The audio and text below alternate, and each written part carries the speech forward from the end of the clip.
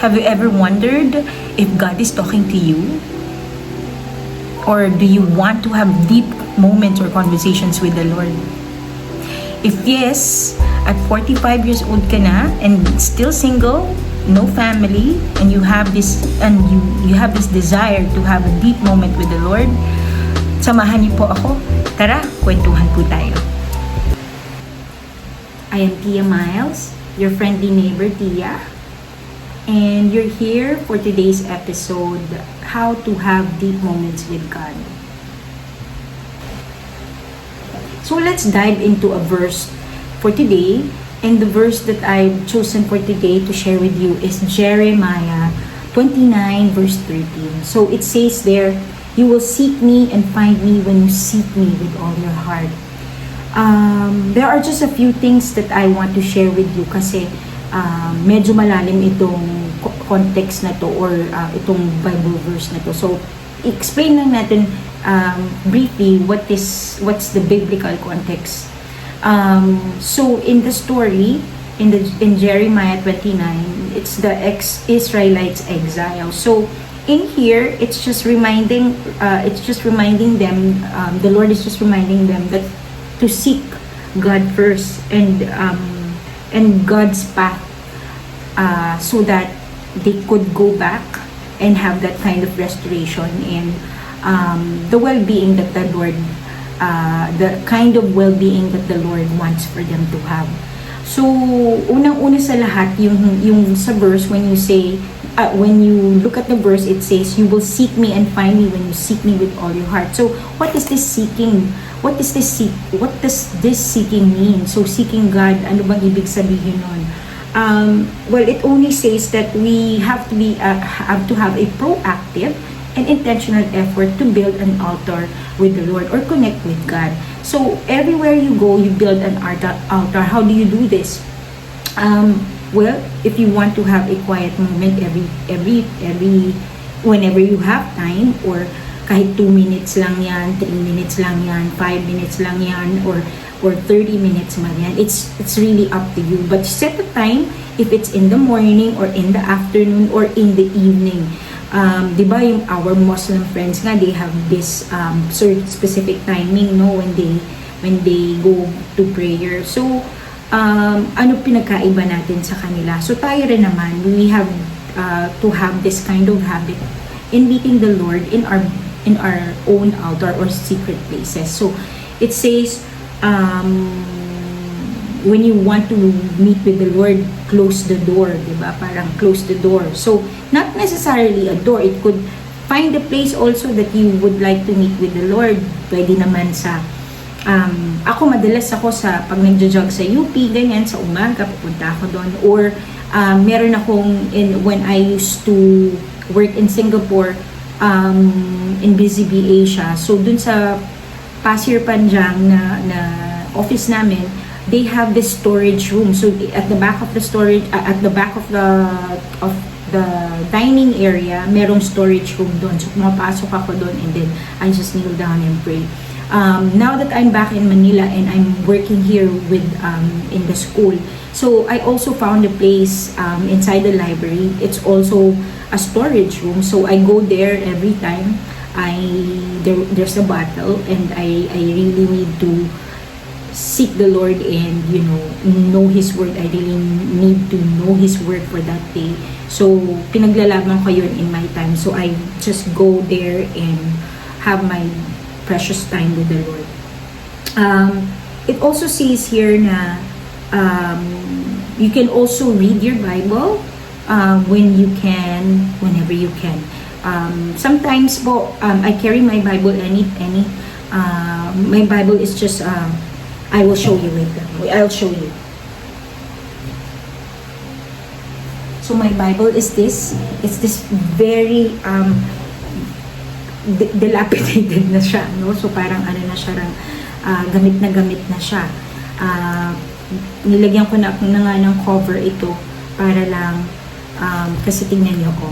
Ganyan na siya. So maganda naman for me, hindi naman basihan kung super malinis pa yung Bible mo na hindi ka nagbabasa or super gamit na because you always use it. It's not like that. It's really the quality of the deep moments that you have with the Lord. So you can just carry this small or mas may maliit pa dito, you can have that and bring that anywhere. So that's number 2. You can read your Bible anytime. Number 1, build an altar wherever you go and whatever time that is convenient for you. Number 2, you can read your Bible, carry your Bible anywhere and just read it anytime. No specific time of the day.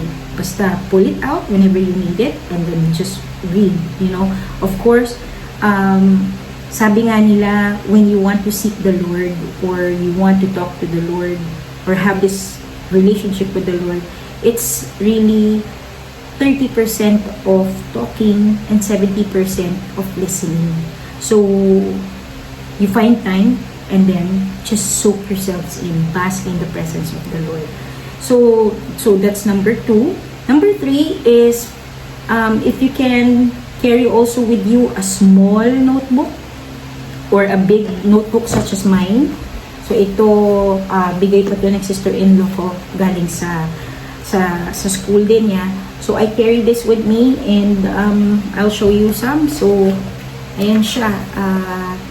Medyo marami-rami siyang, kasi marami talaga akong binubuno sa Lord. So ano siya, no? Punong-puno. So yan yung mga so I really write down, make time to write down all my dreams and wishes, my hopes, my prayers, my concerns, my challenges are all here in my journal. So if you can find a small notebook, it's fine too. But I prefer really a big one para I can make some draft and and lahat ng thoughts ko I can put it down. I have enough space. And then so that's number 3 and number 4, you just write down anything. Not specifically if you don't have enough time to journal, pwede ka naman in any notebook, no? Kasi I always have this tendency or time in my life na talagang I always say this, no? When God speaks, He speaks in volume. So I really carried a piece of paper or a post-it. Kasi if you know the word Rema is actually a word that means God's revelation, or it's a word of God, or it's a revelation that is presented to you by the Holy Spirit. It could be a word of God exactly, or it could be an experience, it could be a person, it could also be a sign or a symbol. So mga simpleng bagay na mga alam mong nakikipag-usap sa iyo ang Lord. Kasi the Lord has a vast means, no? He has vast means of communicating to us in the way that you will really understand. Wala namang secret sa kanya. He likes to have this kind of communication or conversation with you every day. So talagang, if you really seek Him, sasabihin niya talaga yun. So, next thing, so number 1 is seeking God. So number 2 is finding the Lord. So finding God. So if you really diligently seek for the Lord, He will present Himself to you. So example nun siguro yung currently right now in my prayer time and also in my dreams. Kasi I was really praying na, Lord, what's the next step in my life? I'm already 45 years old. I'm back here in Manila after 9 to 10 years in Singapore, after pandemic din. So ano nang gagawin ko? Ang dami na nangyari sa buhay ko. Ano na po ang next? So usually yung mga ganyang mga drama ko sa buhay, inaalay ko yan sa'yo, sinusurrender ko yun sa Lord. So sinasabi ko sa Kanya sa prayer ko, Lord, ano nang next? So right now, recently, He's really bringing me back to my childhood years, yung meron ka pang purity, yung devotion mo nandun pa, yung sincerity mo nandun pa, yung mga yun lang yung kaya mong i-offer. Kasi as time goes by, parang dahil ang tagal mo na sa Christian life, no, sa Christian walk of faith, parang somehow dahil panatag ka na at saka marami ka ng kumbaga na ambag sa church ninyo, medyo yumayabang ka ng konti, tsaka parang nag-iisip ka ng sometimes ng kapalit sa mga lahat ng ginawa mo, pero actually hindi yun ang gusto ng Lord. So recently binabalik niya ako dun sa childhood years ko nga, so parang the years where you just really want to have this pure moment with Him na praise and worship ka lang, pray ka lang.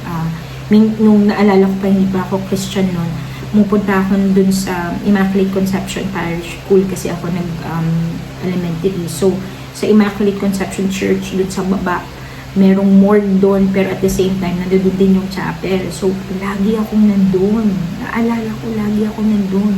So, nagkaroon din kami ng grade 6 na retreat. Naalala ko in my vivid memory na in a field of parang lavender pa nga yun, or kung hindi man lavender, basta field siya na andun may mga grass and whatnot. Na nandun ako na ang hangin-hangin, tapos andun dun si Jesus. Nakaganyan sa akin. So, yung mga ganong tipo na parang maybe because I was really seeking Him, that He is presenting to me, and eventually finding God, So, in every minute detail, mapa-dream ba yan, or or experience or encounter yan sa mga ibang tao, God will present Himself. And number 3, in the biblical verse, sinabi nga doon, siya ulit, you will seek me and find me when you seek me with all your heart. So yung number 3 is yung all your heart. So if you really surrender yourself, if you really offer whatever it is that you are carrying at the table, at sabihin sa Kanya na, Lord, your will be done, I think the Lord will really honor that, and the Lord will really talk to you, and you will recognize it immediately na Lord talaga yung kausap ko, kasi na-impress sa heart mo, nag-leave talaga siya ng mark sa iyo, so in whatever means. So yun lang, marami pong salamat ulit. So how to have this deep moment with God? Number 1, seeking God. Number 2, finding God. Number 3, all your heart, with all your heart. So all these 3 is based from the Bible verse, Jeremiah 29, verse 13. You will seek me and find me when you seek me with all your heart. So, thank you so much again for having this kind of conversation. And don't forget to like and subscribe, to click that button. And I'll see you again next time. Bye!